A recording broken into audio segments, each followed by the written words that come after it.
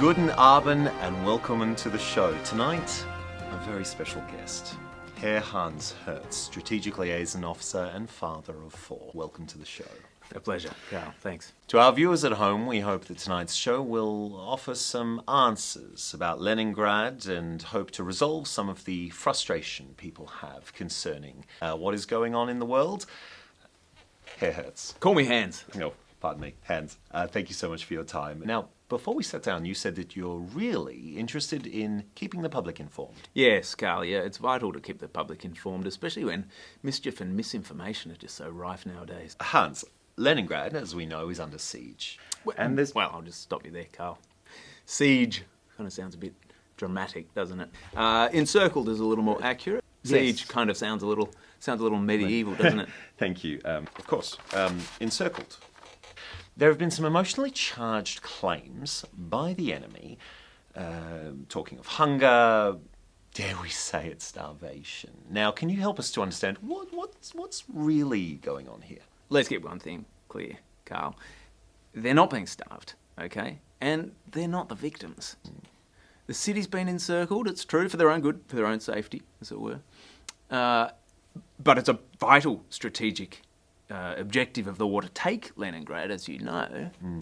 The problem is that the militants are entrenched deliberately amongst the population. Being entrenched in the population, this must make it very strategically awkward. Oh, yes.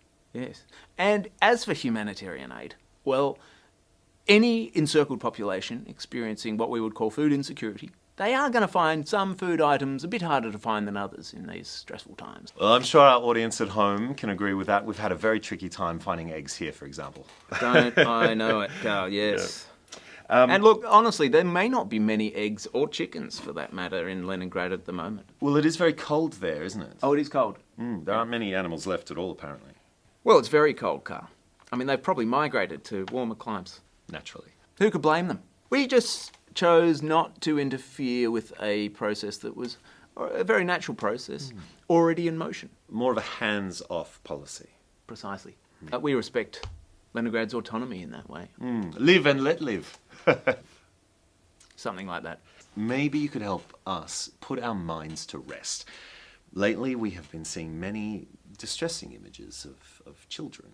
Fake news, Karl. No, I wouldn't waste time looking at those. They are actually 100% photoshopped. They were in black and white. That makes photoshopping all the easier. Right. So, yes. Yes, okay. Well, so the Third Reich isn't using starvation as a weapon of war.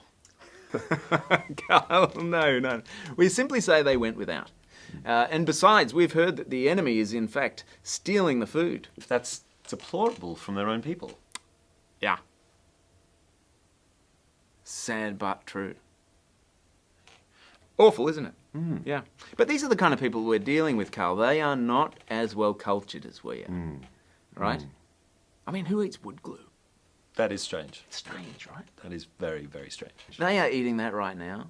And worse, leather belts. Leather belt. Leather belts too. You know, Karl, have you ever eaten a leather belt? No. Oh, well, I wouldn't recommend it. I wouldn't have even thought of it. Very strange. It would be strange if you started doing that right now, I can tell you. Yeah. Himmler. Oh yeah, wicked sense of humour. Yeah, that's the one. So Himmler has gone public, and I quote, "The population will die of hunger and frost like flies." See what he did there? A metaphor. He loves a good metaphor. Well, it is vivid. He's a vivid man. Yes. The flour reserves at the Badayev warehouses. Now, there are those that say that it was bombed deliberately. Look, our intelligence suggested potential seller networks underneath that could have been used for smuggling, vodka, perhaps, guns, most likely, or worse. Yeah. And of course that would make things strategically quite awkward, wouldn't it? It always does. Awkward. Karl, always does. So, Hans, can you maybe shed some light on this matter? An evacuating train carrying children and teachers and the like that was bombed despite the Red Cross flags on the top. Ah, yes, the Red Cross. Well, it's red for a start, that's a problem, isn't it? almost identical to the Red Army flag. Kind of looks like a big target. Yeah, it's like a target, isn't it? Yeah, it's exactly like a target. Although the Red Cross flag, it does have quite a bit of white. But then there's the snow factor. Karl, don't forget the snow factor. The snow, makes it strategically awkward. Yeah, Of absolutely. course. Yeah. I mean, but think about the bomber pilots. Think about how they felt. War, it really is just so complicated. Oh, yeah, it's tragic. Yeah. It is. Yeah. But I'll save you the heartache, Karl. Apparently there's a very good chance that those children were, in fact, enlisted human shields used by the Red Army soldiers to protect a local vodka smuggling operation. But this illustrates the wider point, Karl. They're all in on it. The vodka racket. Yeah, the vodka, the war effort. I mean, the children, they are carrying messages when the radios and pigeons run low, for example. The old women and men, they're busy stuffing sandbags. The women are procreating reinforcements. So, Karl, who's innocent, really? It's a solid point. I heard a report just the other day, Karl, of a small, aggressive youth throwing a rock at one of our soldiers. Can you believe that? A rock? Have you ever had someone throw a rock at you before? No, I haven't. I have. It hurts. I can imagine. You take someone's eye out with that, Karl. It's unforgivable, really. Unforgivable. Unforgivable. Yeah. Unforgivable. Kazan Cathedral.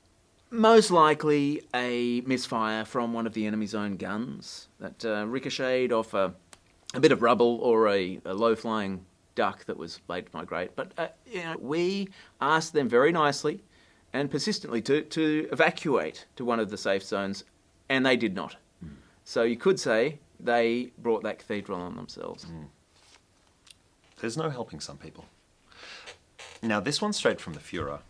The Führer said, "The city must be erased from the face of the earth."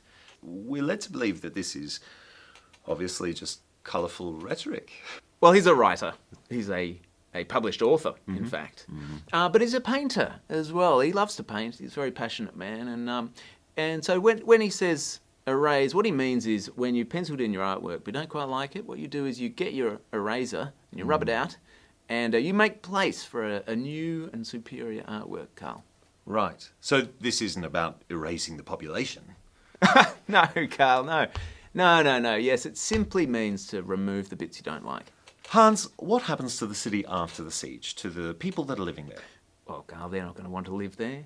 I mean, it's hell there at the moment. Some will move through voluntary migration to where it's warmer, like the animals moving from place to place. Look, Karl, there's just so many countries up for grabs at the moment. There are other countries, they will very generously take them in. So it's not ethnic cleansing. I like to think of it as freeing a people out of bondage. Forgive and forget. An evolution, a fresh slate. Rub it out and start again, Yeah. To release them from their suffering, as it were. Yes, yeah, that's right. Put them out of their misery, just send them off on their way. And then, Hans, who will move in? Oh, we will. I mean, not me personally, Karl, it's a bit cold for me. But someone's got to move in and bring everything into order, and we're the ones to do it.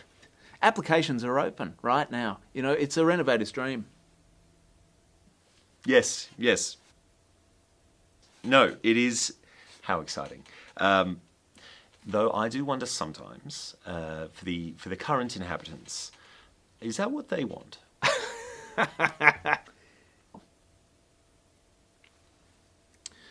Karl, you are an empath. But honestly, they don't know what they want or what's good for them. And if they just threw down their weapons, the whole thing would be over tomorrow. Besides, Karl, listen, history always comes to understand in the end. Yes, I'm sure it will. Herr Hans Hertz, thank you so much for your time. The pleasure's mine. Absolute pleasure. Yes. Thanks, Karl. We up? Great, that's a wrap. Great. Well done. Okay. No, that was great. Right. It's hot. Would you like a Fanta? It is hot. Can we have a Fanta for Herr Hertz, please? Good. Might hop into one of these muffins. Yeah, go for it. Great suit too. Wow. That's Hugo Boss, isn't it? Yeah, it is. Well, we're all wrapped up, so I think once we signed out, we can just hit the beach. Let's do it. Good idea on the shorts as well. Makes for a quick getaway. All right. We'll see you guys. Thanks, guys.